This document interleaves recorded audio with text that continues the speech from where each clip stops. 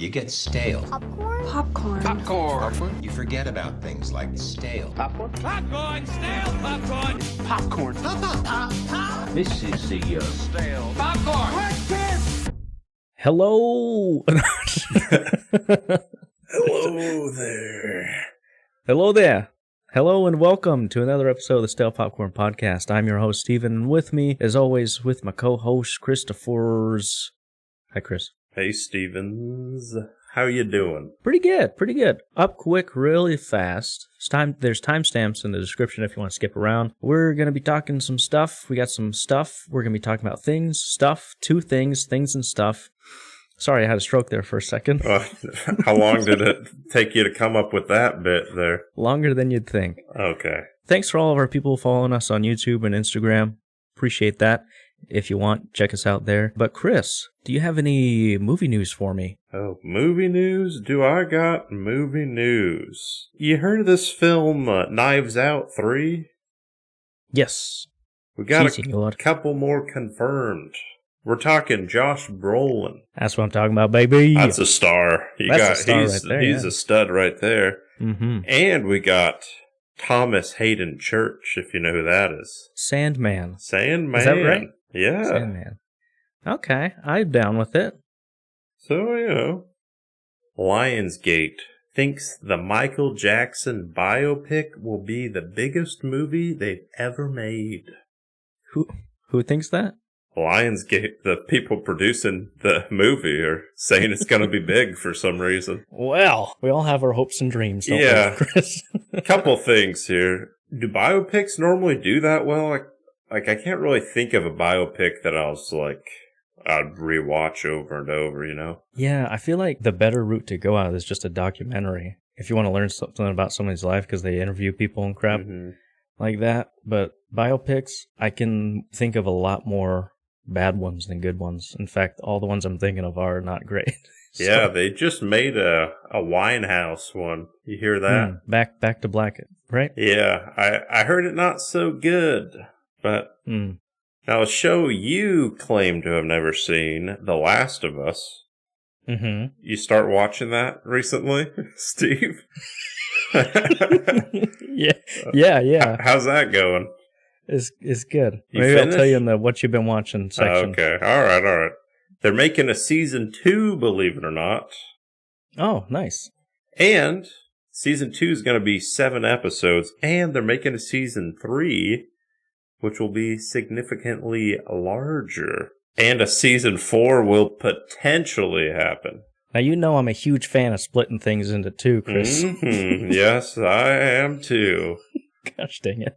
All right. Well, I'm hopeful for it, so. One thing is absolutely for sure. I don't see how we could tell the story that remains after season 2 is complete in one more season. We just want to put people's mind at ease that the idea that this season coming up is a little bit shorter than the first one is not because we're taking less time to tell the stories. It's because we want to take more time. The story that we're telling is much bigger than the story in season 1. There's just a lot more going on, and it's a lot harder to produce, but we want every episode to feel like its own blockbuster, to be honest with you.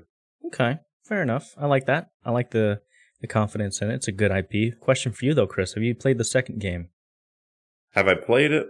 No. Did I watch did I watch the YouTube walkthroughs? Oh yeah. I played the game back in the day, you know. Mm-hmm. And then the second one came out and I'm curious with the story, and I went on YouTube, I rewatched season 1 or the game Last of Us 1 on YouTube, you know.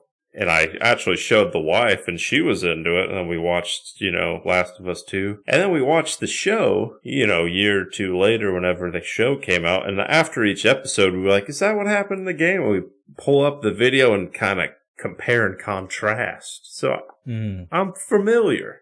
Fair enough. Did you play Last of Us 2? I didn't have a console to play it on, so I just watched it, the cutscenes and everything. I gotta say, there's a lot of hate for that second one, but I think it's really interestingly told. I like the story. I like the direction it goes into because it's another storytelling device. It tells a really interesting story. Without spoiling, I like that they did something new, you know? I did hear. You know that African-American feller, scientist, actor, you know whom I speak? Westworld, we're talking Hunger Games. Jeffrey Wright? Jeffrey Wright. You remember how he was like literally in the game? He was like a scientist, so they just took his face and put it in the game. Sure. Believe it or not, I think they're casting him to play himself. He's playing Jeffrey Wright in the in the game. Well, he plays... Hey guys, Jeffrey Wright here, actor Jeffrey Wright. Well, that's cool, I guess. Yeah. I mean, it makes sense. If you can get him, get him. Bad boys, ride or die. You a big bad boy, Steve? I'm a big bad boy fan. I'm a good boy when it comes to crime. So As in, I don't do it. But you're a fan of the bad boys. No, I was doing a bit there. I've never seen the movies. Oh, never seen a single one. Same, me neither. Ride or Die came out, and it opened with 5.9 mil in domestic previews, the highest for an R-rated film since Oppenheimer. Now, Chris, is this the fourth one? Yes. And were they not flirting with the idea to call it Bad Boys for Life? Were or is that they? just a fever dream I had? Bad Boys for Life. That's a pretty good one. I like that. Should have done that. Well, I feel like there's some sort of Mandela effect happening because I was like, oh, the fourth one's called Bad Boys for Life, but it's just not. Am I just... Yeah. I must have seen that on... I don't know. You must be crazy, man. I don't know what to tell you, Steve. Yeah. A group of psychiatrists studied 400 movies and identified 126 psychopathic characters. I'll give you 3 guesses who they believe portrays the most accurate psychopath. Psychopath? Mm-hmm. Is it James Franco and Spring Breakers? Nope, 2 more guesses, but that's a great... I wonder if he was made the cut here. No, Chris, I can't come up with anything. What is the answer? Wow, you didn't even guess Silence of the Lamb, Jake Gyllenhaal, and Nightcrawler. You got plenty of options. Is it Jake Gyllenhaal and Nightcrawler? It is not. Is it Hannibal Lecter from Knives Out? Or wait, no. Knives Out? No, you also got... Is it Daniel Craig from Knives Out? You got the neighbor from Date Night. You got so many to pick. Jesse Plemons in anything he does? Yeah. Yeah. It's actually... It's Anton Chigurh. Javier Bardem. Yep. No Country for Men. Good men. Good men. There's no men for this country. Old men in this country. Which, he's a pretty good psychopath. But yeah, that's about all the announcements I got. You got any, Steve? We did talk amongst ourselves in our personal chat text messages. I sent you just 3 words that said Venom 3 trailer, and I forgot to give you the link, so I just says Venom 3 trailer. Chris, what did you think of that one? I'll tell you this. Venom 1 came out, and I didn't hate it. I wasn't really super excited as others, and I remember you turning to me after, because I believe we watched this, and you were like, What was that? What did I just do here or whatever? And I was like, I thought it was fine, I think that was back in the Movie Pass days, so I didn't have to spend a dime. And then Venom 2 came out, and I was actually kind of excited. I watched that in theaters because I'm like, oh, Carnage. You got Woody Harrelson in that one. I remember, I think I felt like how you felt after the first one. I was like, all right, we're done here. And then I saw the trailer for this one, and I felt the same way. I'm like, well, what? Why? Yeah. And then the whole horse thing.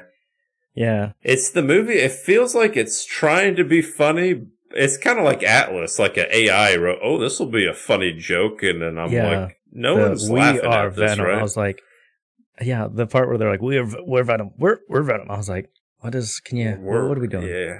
It seemed like a very middle school movie. Yeah. Normally you put like the best jokes in the trailer. You have like 3 good ones that are guaranteed to laugh. You throw them all in the trailer and everyone's going to be excited. If this is one of those, we're in trouble here. Well, I guess Tom Hardy recently said in their universe of they have their own Spider-Man who's not Tom Holland. And everyone's like, well, wait a second. If Tom Holland's out of the universe, that opens the possibility of someone else to be cast as Spider-Man or foil or Venom or whatever. 5-10 years ago, I would have been interested in all this, but I'm like, I don't, Yeah. If you give me Toby, I'd be throwing Toby, sure. Potentially, yeah. Even Andrew, sure. Sure. But, That's all I got, but what I do have is a question for you, and that's what you've been watching, Christopher. Speaking of Movie Pass, I watched a movie called Movie Crash. The movie is called Movie Crash? Yeah. Oh, the documentary. The documentary on Max. Sure. And? It was pretty interesting because, I was thriving during Movie Pass, and, brought back a bunch of good memories of just going to the theater. I never really got as mad at Movie Pass as others because I definitely made my money's worth. And yeah, but it was pretty interesting, more to learn about. So I'd say if you were a part of it, if you were doing it, it's pretty interesting. I recommend. I give that like a 3.5. Okay. Are you much of a documentary kind of guy? If I'm interested in the subject, I like it. Yeah, I like sports documentaries a lot. I bet you would, you nerd. I like Free Solo. That was pretty good. Historical events, what was that? The one with the Taiwanese boys stuck in the cave, whatever that one was. I'm sorry? You never... Hold on, let me check up Taiwanese boy documentary. They might have been from Thailand or from Costa Rica, who knows? But yeah, it's pretty good. Are you a documentary fan? I like them. I like a lot of murder mystery kind of documentaries. I got a good documentary for you, Steve. It's called Tickled. It's about competitive tickling. It's pretty good. I'll admit, I was on the edge of my seat. I watched the whole thing.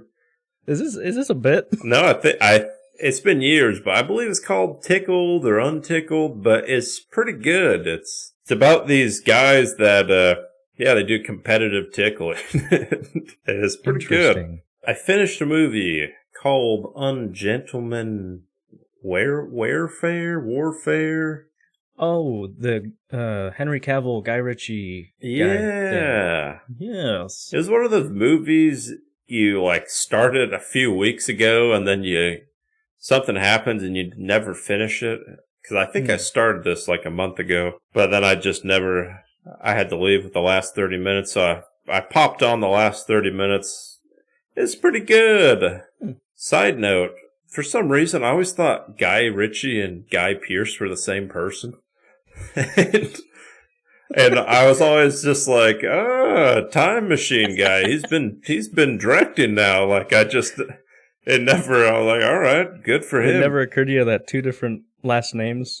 I'm just like, how many guys are there, man? There can't be that many guys in Hollywood. Surely he's the same person. That's funny. He had The Covenant. If you remember that movie? And it's not called The Covenant. It's called Guy Ritchie's The Covenant. It's a war movie. I believe it's got Jake Gyllenhaal. It's on Amazon. I remember seeing that. And I'm like, that's pretty bold, if you ask me, to put your director's name and then the movie, As part of the title? Yeah, like Guillermo del Toro's Pinocchio, or, Yeah, it's the hubris on the yeah, person, I just don't think I could do that. Yeah, well, Guy can, I guess. Guy can. So, that was pretty good at 3.5. Good action. Good cast. I watched a movie called Something About Mary. You seen this? Is this Ben Stiller? Mm-hmm. I think I might have flipped some channels and saw a little bit of it many eons ago, but yeah.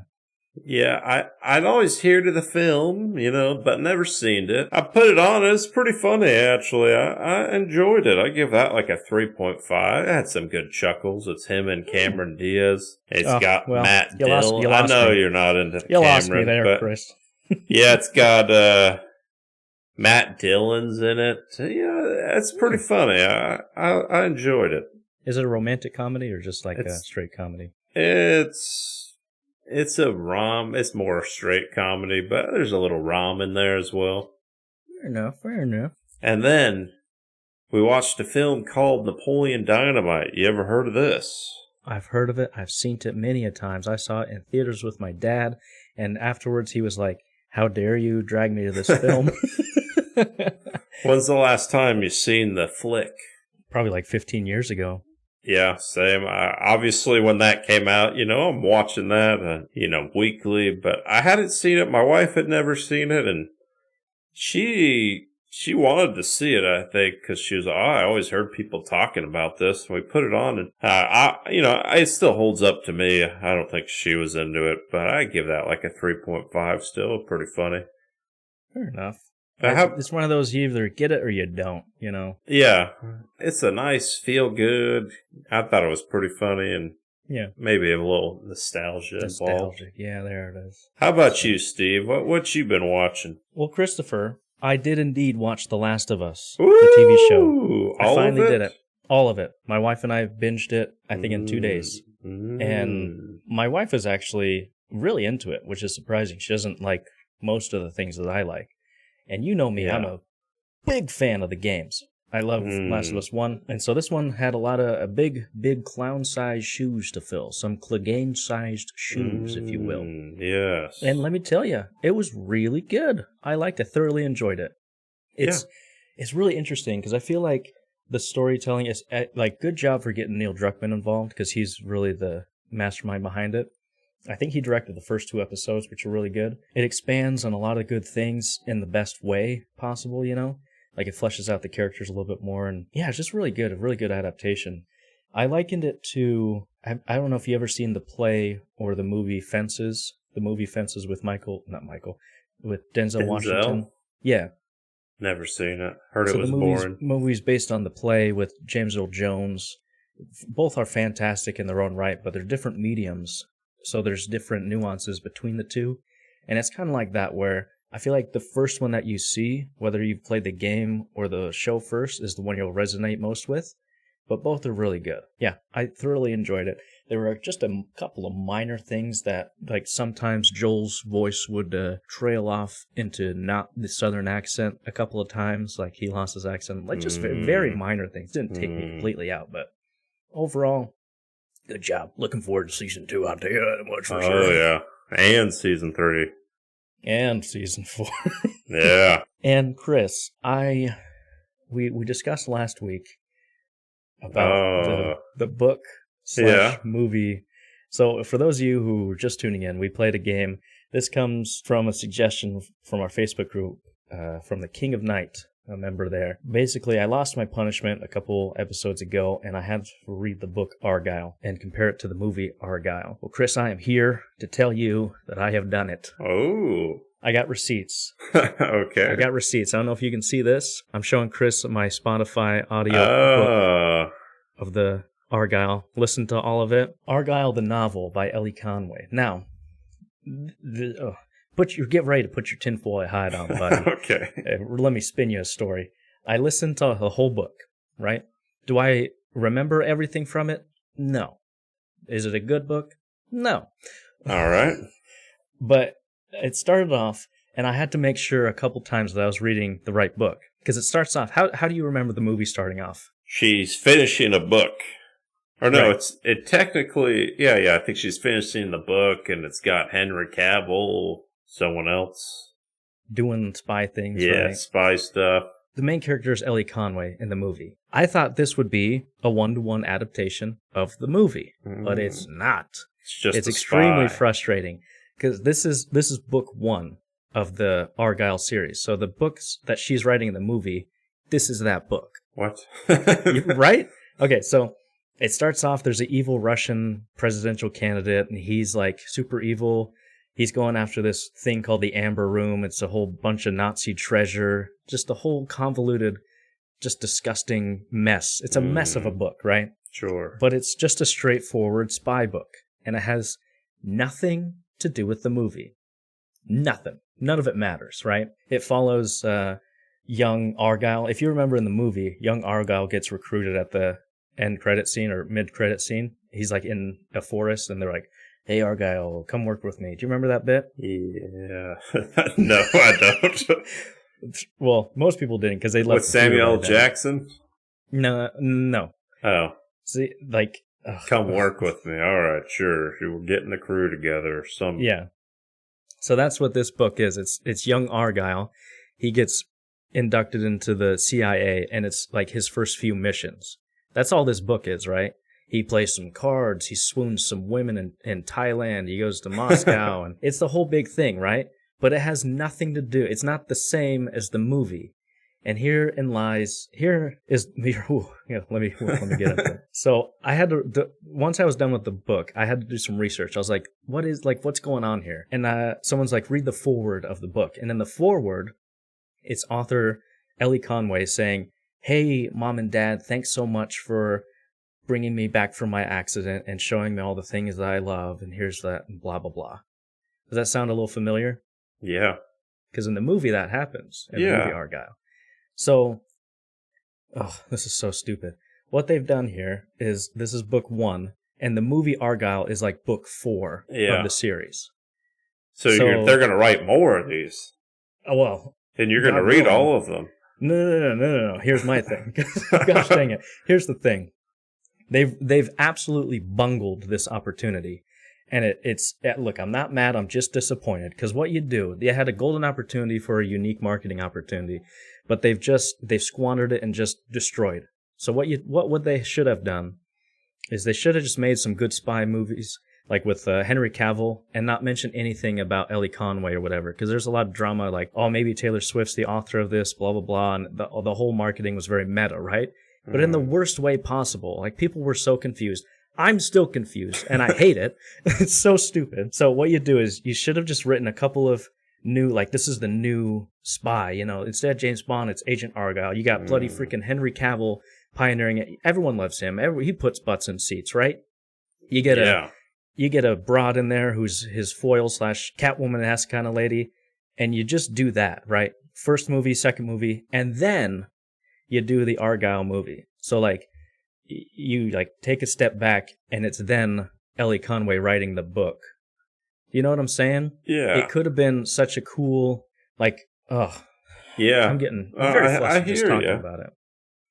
It'd be very bold. You'd have to have 2 successful films, and then pop in the M. Night Shyamalan twist. I mean, that would be a twist. Wouldn't it just been? It would have been.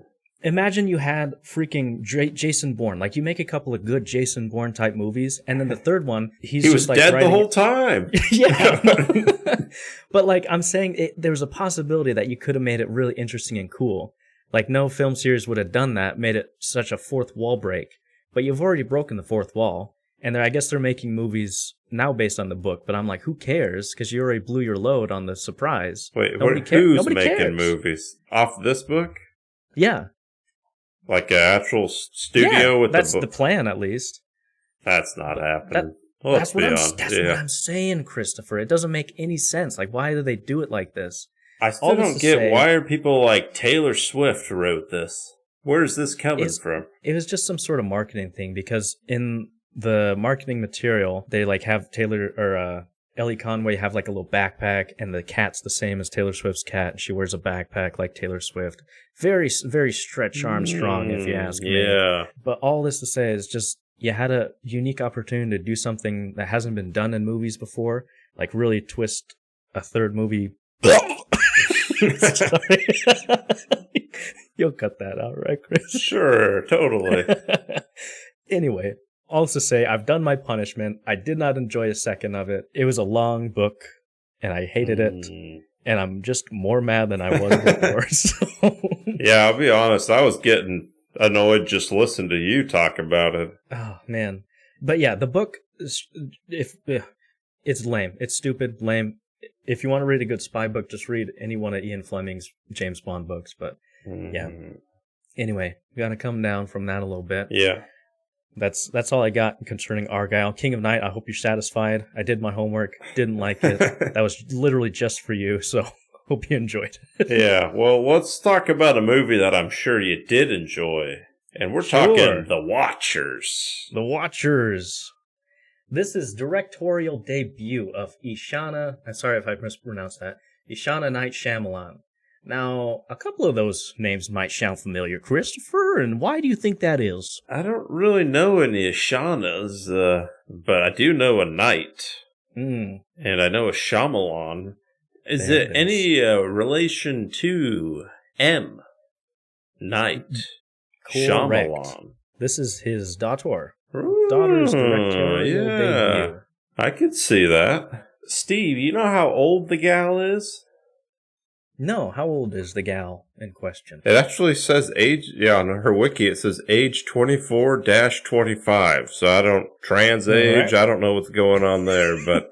She's 24, but she identifies as that. Yeah, I guess. I don't know what the... Fair enough. So, I guess the biggest name in this one is Dakota Fanning. A couple of others, I didn't recognize them from anything. Did you? I think is that Jess from 13 Reasons Why? I thought it was at first, but I think she's from the movie Barbarian. Did you ever see Barbarian? Yeah. I know who. I think that's what she's the main lady. Yeah. So it's not Jess. I was like, she's British the whole time. I guess I should have seen it coming, or whatever she is. I guess she does have an accent in this. They all do. Georgina Campbell is her name. Yeah, I didn't know that was Dakota till the end. I'll be honest. I was like, this lady looks familiar. Maybe is it the gold lady from Guardians? Is that Dakota Fanning? You know, in Guardians of the Galaxy, they have the gold people, the main... Oh.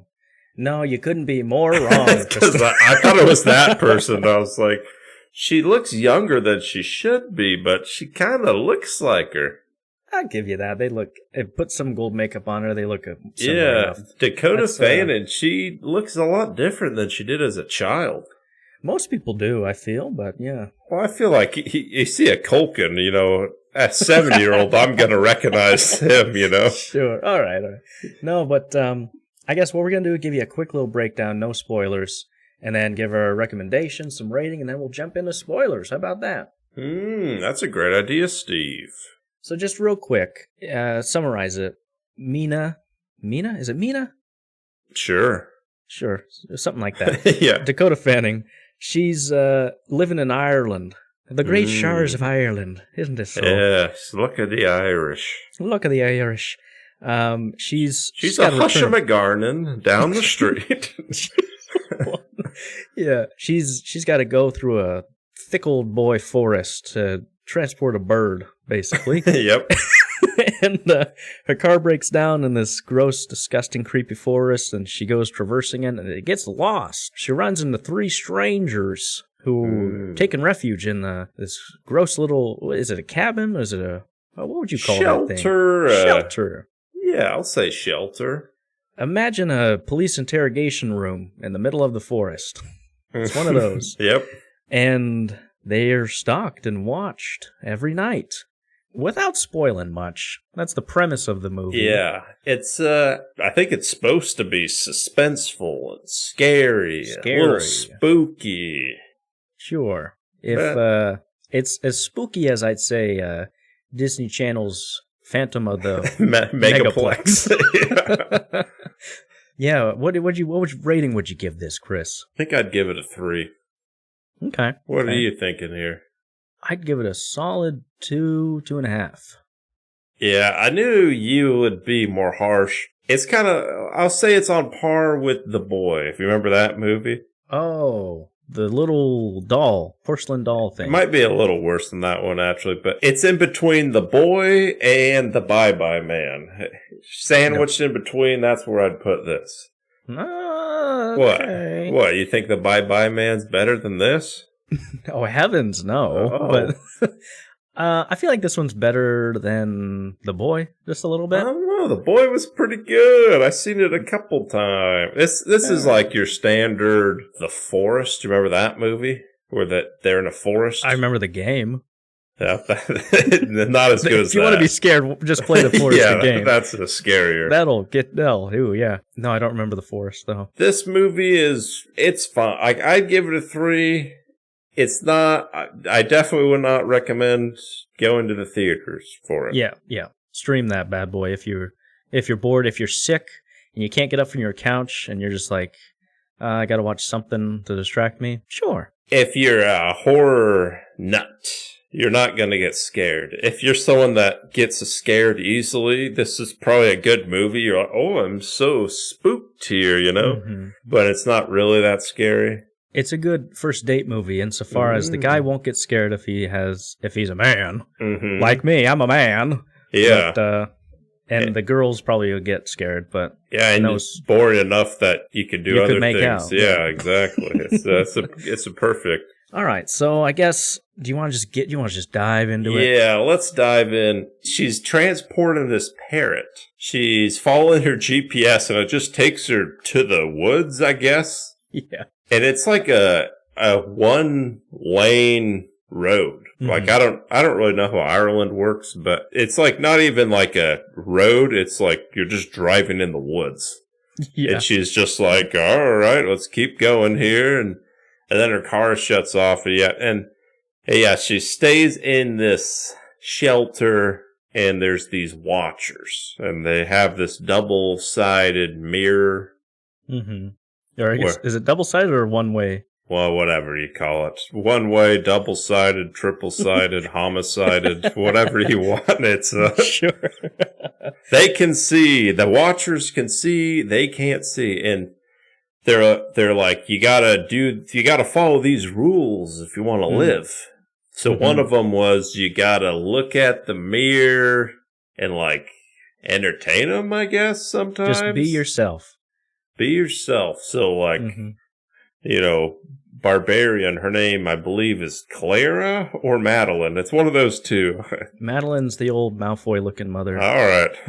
It's Clara, or is it Sierra? Yeah. My vision's kind of bad. I think Clara. Sierra, that sounds right.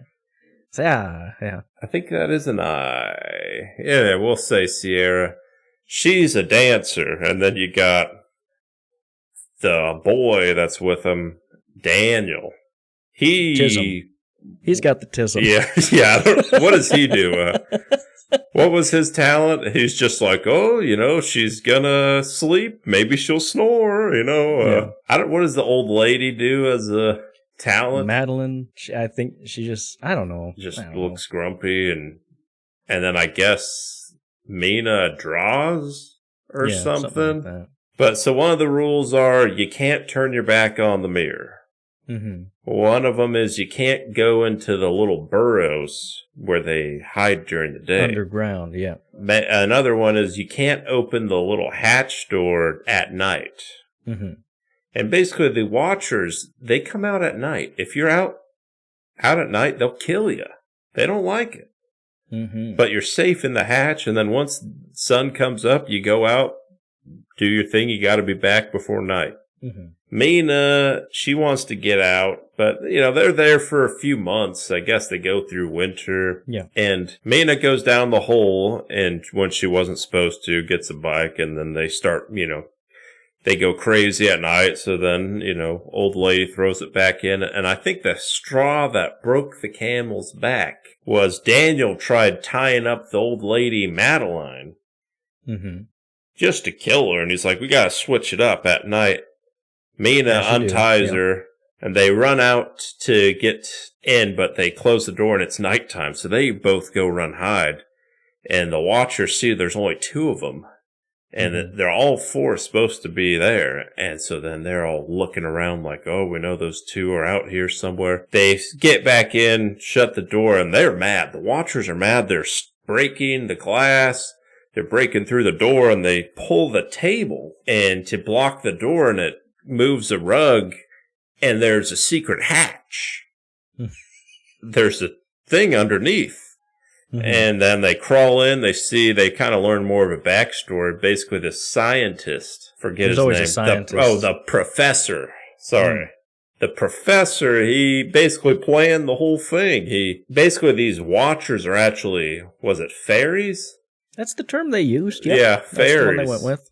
Yeah, all right. There's these fairies that they can kind of shapeshift, and they can get real tall. For some reason. Yeah. And he studies them. He's all about the lore. And I guess he, would take a boat, Because I guess when you're in the forest, you're basically stuck. You can't get out except, I guess, by water. Mm-hmm. Is that what they're trying to teach us here? I suppose. Okay. So I guess he would go in by boat. Mm-hmm. Or no, because he said he'd bring in construction people, and then they kind of build his lair, and then go eat out.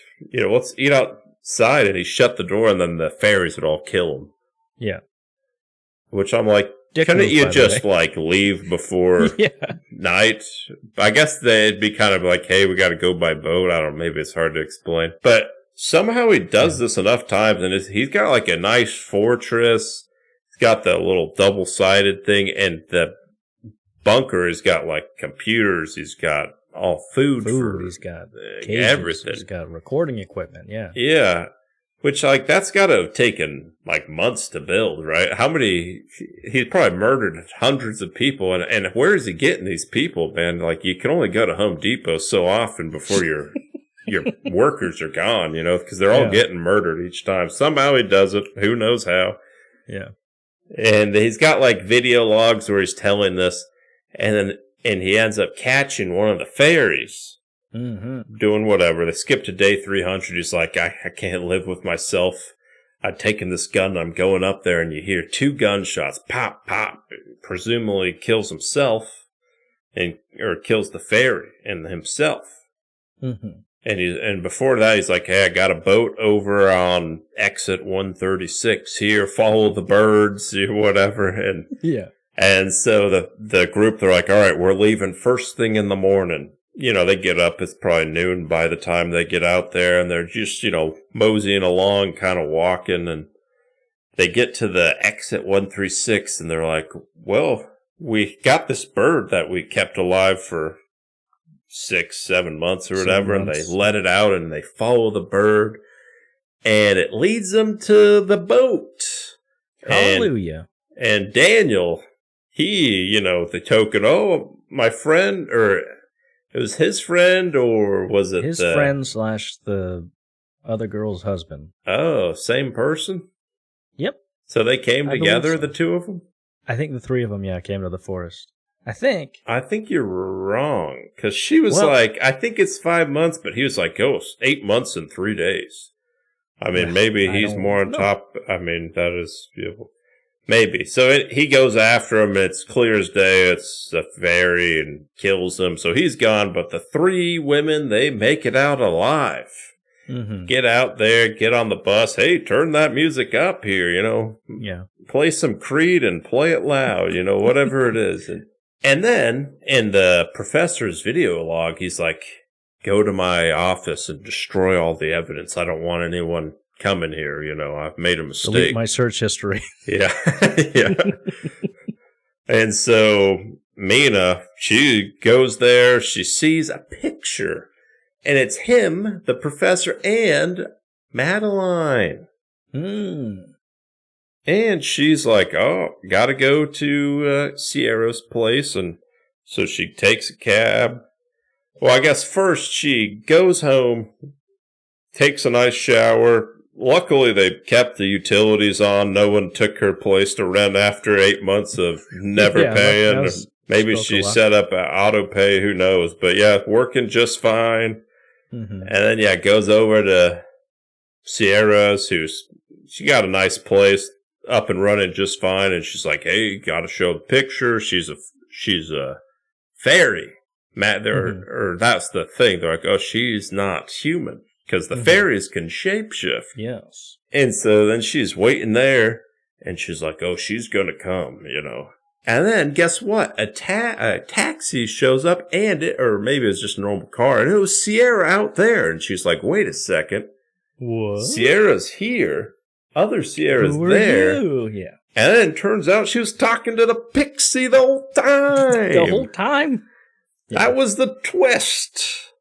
She's talking to the pixie, and Sierra comes in, and Pixie turns savage and beats her over the head, and she's about to murder them. She's like, oh yeah, I've been studying you. I can shapeshift real well. I'm gonna, take over the world and kill you all. And then this is how it all changes here. Mina, she's like, you're actually a halfling because some fairies are half human, half fairy.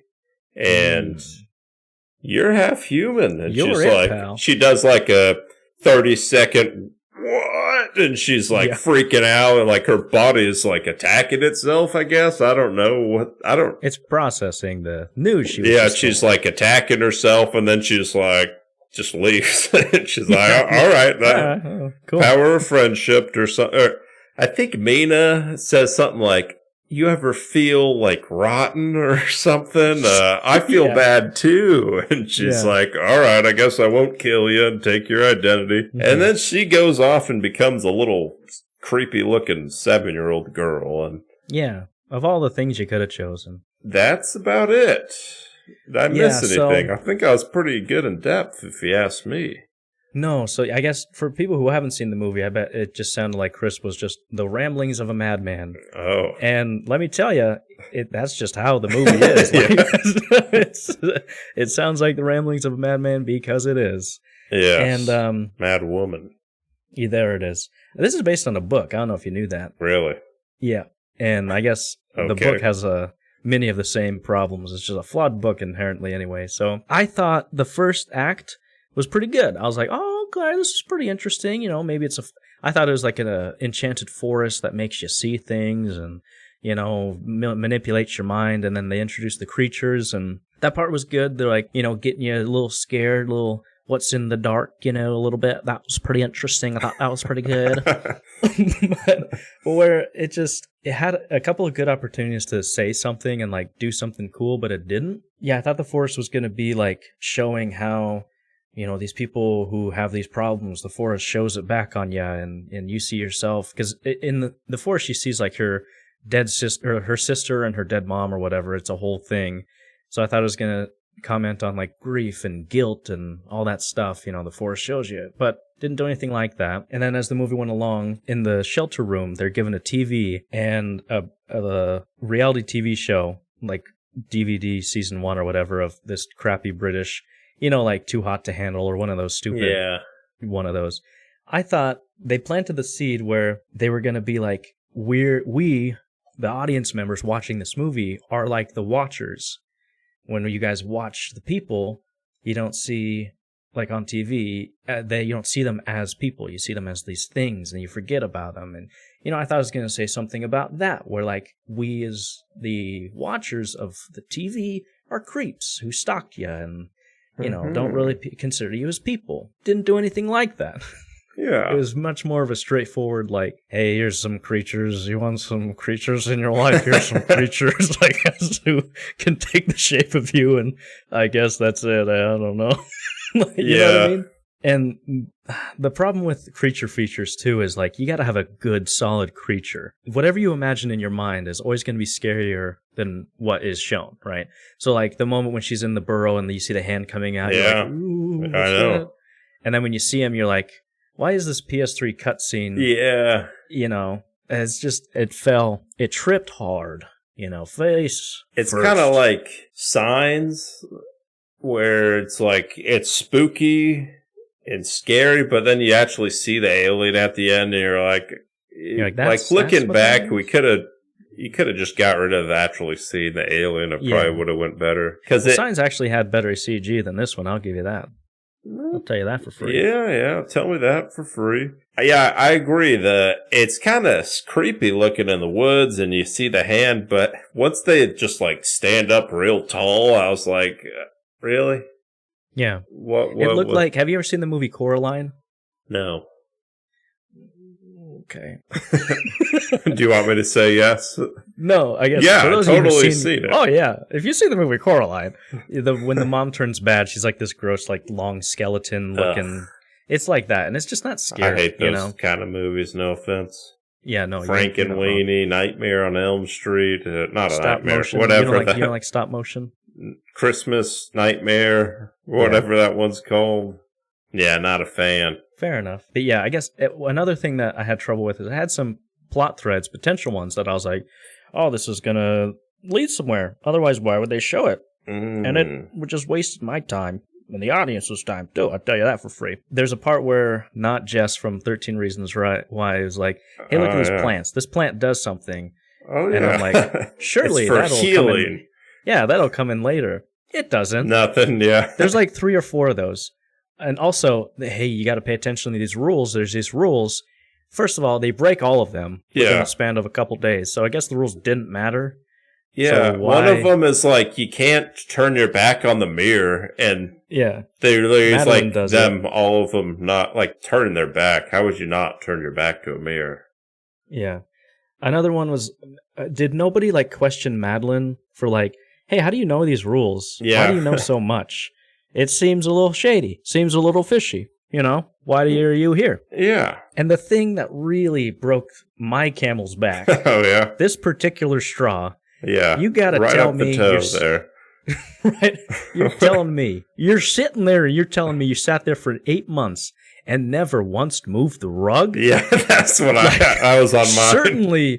Surely you jest, good sir, because it's been more than 8 months too. Because they've been there for like, because they make it seem like Dakota's been there for 6 months and other people were there 8 months before her. And yeah, I'm like, you never moved the rug once, huh? You never just rearranged the furniture just for fun? Yeah. Like, yeah, I don't know. That was on my list. I got also, they're there for a year or whatever, and their clothes, like they only have their whatever set of clothes, and they all look brand new. Mm-hmm. They never look like someone that's been out in the woods for a year, you know? Yeah. There's a scene, this always bugs me in a movie, but I'm trying to remember the exact context. Oh, I think it was Madeline telling like, oh, I was in the woods and I saw one of them and it looked like me.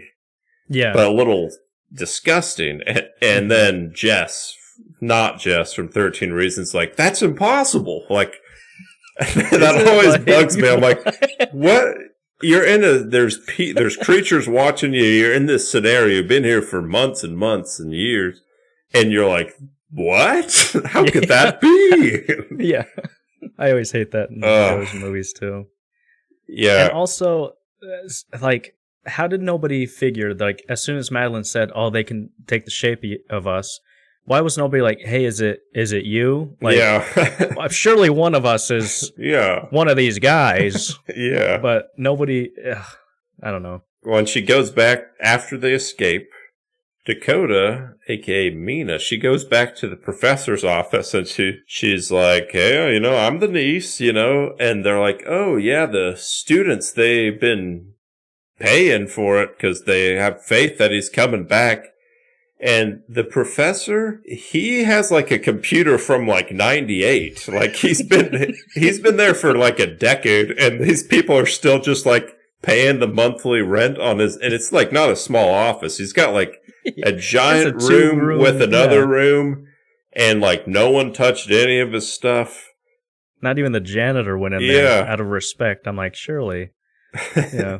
And he's got like his secret work or whatever is just like in a box on his desk or whatever. No lock, no key. Nothing. And there's a scene where, token scene in every horror movie, they hear a knock on the door and Sierra thinks it's her husband, her boyfriend or whatever, like, hey, let me in. Mm-hmm. And Sierra's about to open the door and it's nighttime. That's one of the rules. You can't open it. So Madeline runs over there and she's like, you can't open it. It's nighttime. She's like, I'm going to open it. She was blocking the door, so she couldn't open it. And then she just like leaves and runs to the desk where Mina is. And she's like, what did you do? This was after she had gone in the hole or whatever.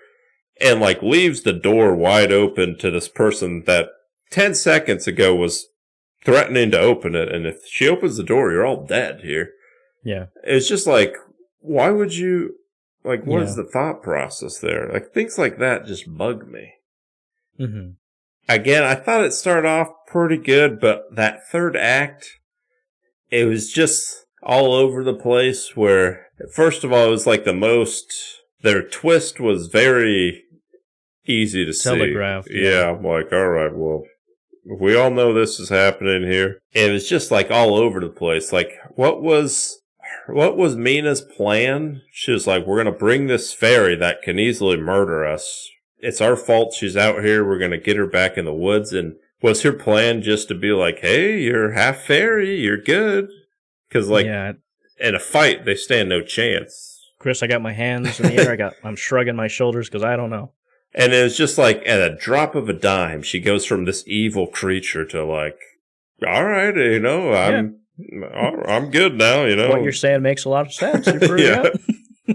I hated the horror movies where they're going and saying they're seeing things. You know me, I'm not a fan of those. I like reality, and this got those, you know, I'm hearing voices, I'm seeing things. Also, maybe I've just never been invited to any, but are like 15-year memorials a thing? I was thinking that same thing. Yeah, because in her twin sister calls her, and first of all, the dialogue is clunky as all get out. Yeah. Because she's like, hello, twin sister. I'm calling you to tell you and inform you that I really missed you at our mom's 15th memorial anniversary that we both remember our mom dying in. And I'm sad that you weren't there, but also you got to move on. And I'm just like, who talks like this? Nobody. I imagine she's just like at the bus stop leaving that voicemail, and the person next to her just looks over like, what the... Maybe you shouldn't have left a voicemail. Gosh. I remember when I was in college, I was walking to class with my cousin here, and we just hear this college student, I don't know, 20-year-old girl on the phone, and she's just like, we just hear her like in a loud voice, like, I need you. He needs you. The horse needs you. And we're just like, and we just kept walking. And to this day, I still have no idea what could make it that, what the context. Sounds like a serious situation. Yeah, I'm like, well, okay. Oh, man. Those are my main complaints here. But yeah, how about you? Any other cons? I got a few, yeah. Mm-hmm. I hate in movies, especially horror movies, video recording exposition. It's such a dumb way to learn new things, because she goes down into the bunker and sees the professor's video recordings, and she watches like 6 videos in a row, and I'm like, all right, let's get this going. Usually I'd skip this part in the video game, but yeah. But yeah, I just think that's so there's got to be a better way to explain things than watching a video recording of that. This felt like a short horror film you'd see on YouTube, but like stretched longer, and not in a good way. And I feel like a short film would have been more successful at this. But if you had like some commentary behind it, not to toot my own horn, but I feel like the one message I said about commentary about watchers and people watching like stars and everything would have been better, had something to say, and trim it down a little bit. I like a movie that has some commentary on something rather than just nothing like this. It just wasn't very good in terms of that. I will say there are some Night Shyamalan-isms in this. There's some influences from her dad, and not in a good way. Yeah. If you know what I mean. We talked about the dialogue being a little more than just kind of gross. Like, nobody talks like this. That Tism boy, especially. We joke that, he's got autism because he talks like that. No, that's just how all of his characters are written.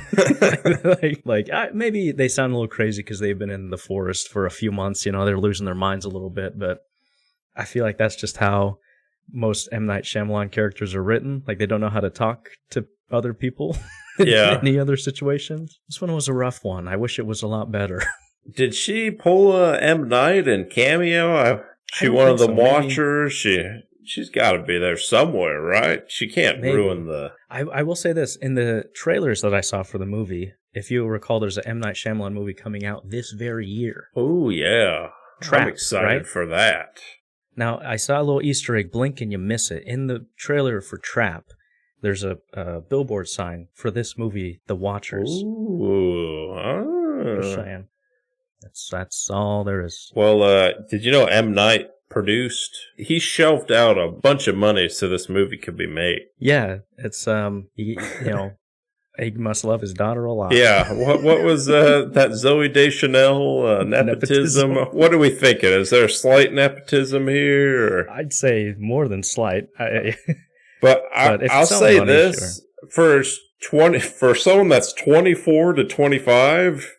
Directorial debut. That's not bad, honestly. Like, yeah, I feel like most people, they start off on like a 9-minute short film or whatever, and it's hard to really hit the first. And this one doesn't really hit, but I didn't hate it. I know Steve. I have a lot more cons than pros per se, but it wasn't. Listen, I'll take this over Atlas. Oh yeah, I'll watch this 3 times, 4 times in a row before touching Atlas. I guess we'll just jump into some goods, because I thought it was the atmosphere was good. I liked the creepiness of it. You know, the first act was pretty strong, got my interest piqued. Dakota Fanning was pretty good. I liked it. Some of the shots were very much influenced by M. Night. I'm talking the lingering pan shots, the dialogue talked on off screen kind of shots, stuff like that. Where I'm like, okay, that's cool. You know, some of the cool things like that. It's, I don't know, for a first-time director, good job. I couldn't do any better. But also, I feel like it would have been a better short film, like just released on YouTube, get some buzz around it, and then once you do some of that, actually make a name for yourself, then go on to a big-time director. I don't know. I don't know. Yeah. I think the music was pretty good, not gonna lie. It kind of had a little off-brand, bitter earth. You hear that? I thought the score was pretty good. I thought the creatures looked good until you see them. Really, you know, if that makes sense. It was creepy before that. Here's a main pro for me, hour 40. There it is. There it is. No, I agree. I agree with you. Yeah, and believe it or not, I think the showing was at 2:20. They do like 10 minutes ads. They only do like 10-minute trailers. So I start the movie after 20 minutes instead of the usual 45 or whatever it takes. And I'm out there, and I was only there for 2 hours, in and out of the theater. I'm like, wow, this is heaven. So yeah. If you ask me, you could have just cut it when they got out there, called an hour 10. That would have been, I would have bumped that up to 3.3. Yeah, I guess it seemed more than a little obvious that they had to keep going, because obviously Madeline was a watcher, and they're like, oh, we got to wrap this up. We got to deal with her being out there. So I'll give them that, but yeah, again, it would have been better as a short film. Yeah, like a 40-minute kind of short film. Where it does cut off when they leave the forest, then you leave it ambiguous, and you're like, is a little watcher kind of like the thing, you know? I don't know. I don't have a dad who's a director, so I don't know these things. I got a theory I just came up with 10 seconds ago. They're going to make another split glass, but they got to throw in this Madeline as the third creature. But that's about all I got. That's about all I got, too. Not a terrible Netflix watch. Don't go to the theaters if you ask me. I will say, if you're looking for a movie that's like kind of a better version of this, got an atmospheric forest and cool creatures. Have you ever seen the Netflix movie called The Ritual? No. I don't think you'll like it. Why not? Well, you mentioned you don't like things that aren't there. Oh, yeah. But it has a better theme, and it has things to say about grief and guilt and stuff. Is it a monster or a cult? Listen, at the expense of spoiling things, I'm trying not to spoil things for you like I did the one you love.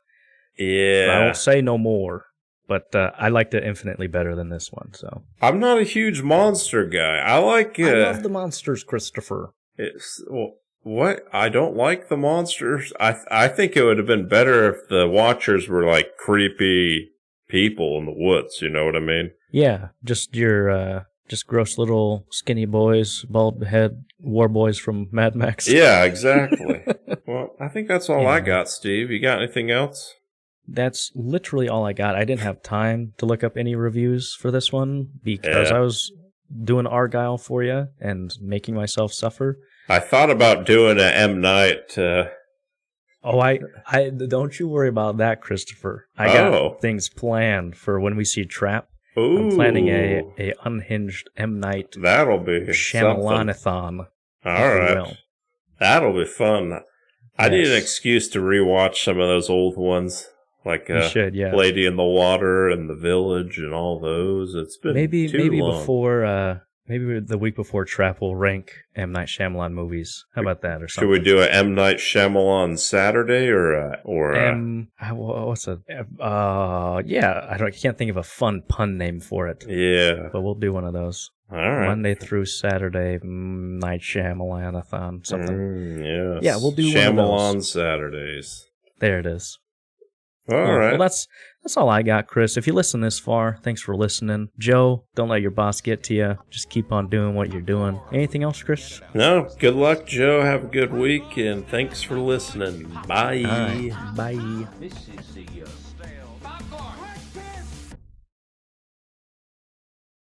Popcorn?